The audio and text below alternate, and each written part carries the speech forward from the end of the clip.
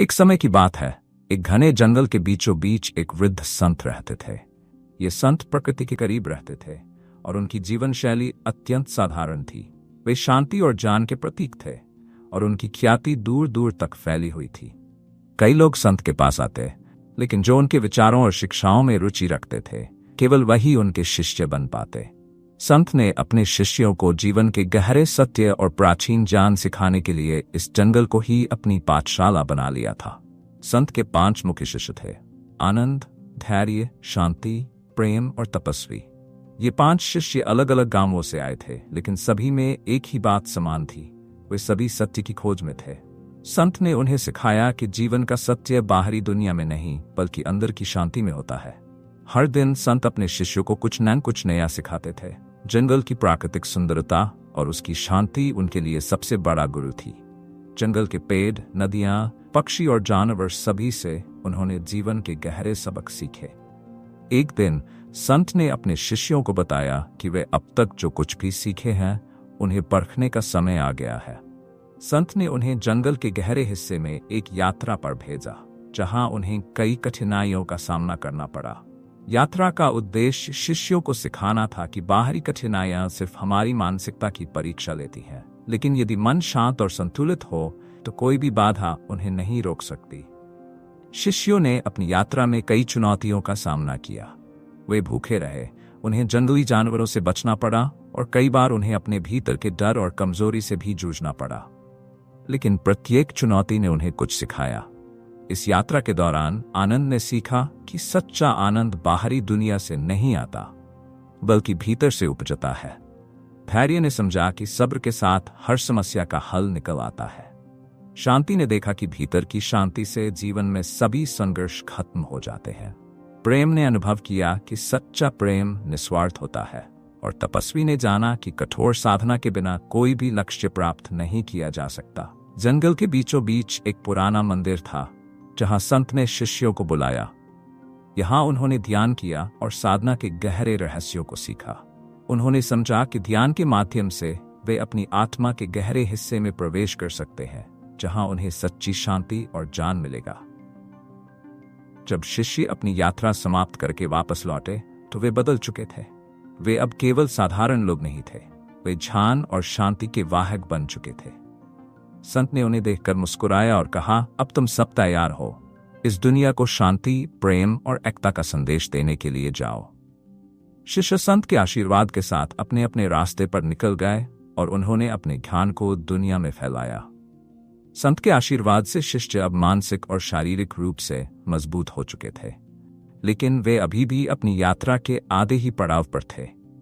संत ने उन्हें कुछ कठिन चुनौतियों का सामना करने के लिए कहा था, जो उनके जीवन की सबसे बड़ी परीक्षा साबित होने वाली थीं।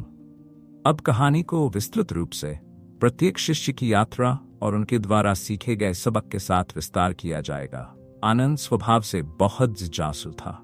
उसे संत के पास से ज्ञान प्राप्त करने में बहुत रुचि थी, लेकिन कभी कभी वह बाहरी चीजों में आनंद ढूंढने की कोशिश करता था। संत ने उसकी इस प्रवृत्ति को समझा और उसे एक अलग मार्ग पर भेजा, जहां उसकी मुलाकात एक अत्यंत सुंदर उपवन से हुई। वहां चारों ओर सुगंधित फूल थे, मधुर ध्वनि में पक्षी चहचहा रहे थे और नदियां बह रही थीं। आनंद को लगा कि उसने असली आनंद पा लिया है। उसने वहां बैठकर सोचा कि यहीं उसे रहना चाहिए, पर कुछ समय बाद वह बेचैन हो गया। उसे लगने लगा कि यह बाहरी आनंद अस्थायी है, क्योंकि कुछ ही समय बाद उसे वहां की सारी चीजें सामान्य लगने लगीं। तभी संत की वाणी उसकी याद में गूंज उठी, सच्चा आनंद बाहर नहीं, भीतर होता है। आनंद ने ध्यान लगाया और उसकी आत्मा ने उसे वास्तविक आनंद का अनुभव कराया।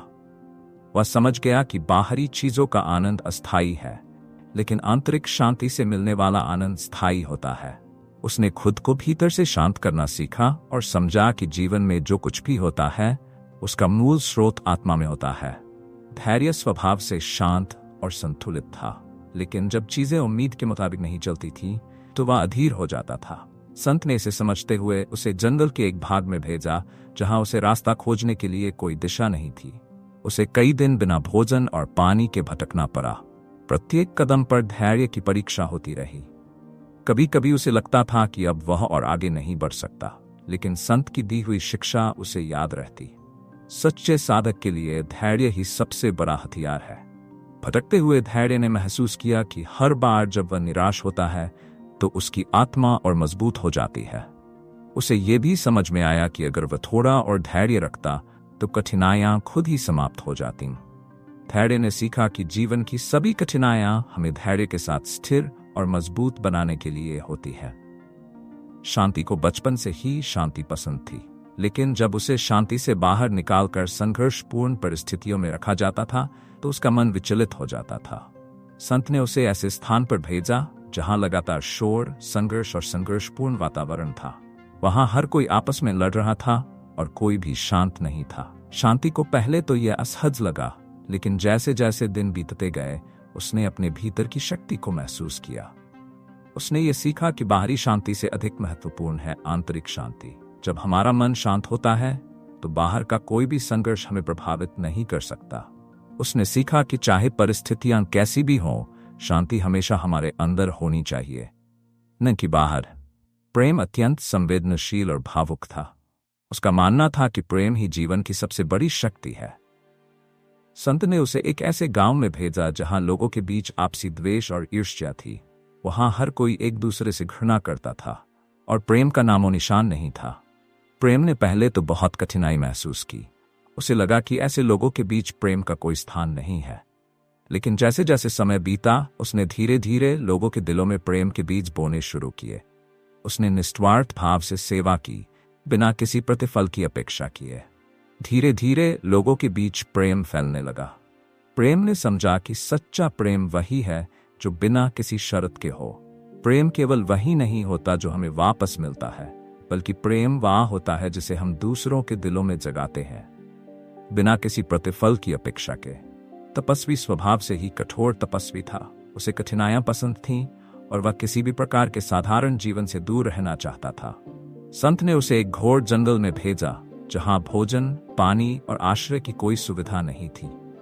तपस्वी ने कठिन साधना की, लेकिन कई बार उसे लगा कि यह सब व्यर्थ है। उसने सोचा कि साधना का क्या अर्थ है अगर इसमें केवल शारीरिक कष्ट ही सहने पड़े। तभी उसे संत की एक पुरानी शिक्षा याद आई। साधना का अर्थ केवल शारीरिक सहना नहीं, बल्कि अपने मन और आत्मा को शुद्ध करना है।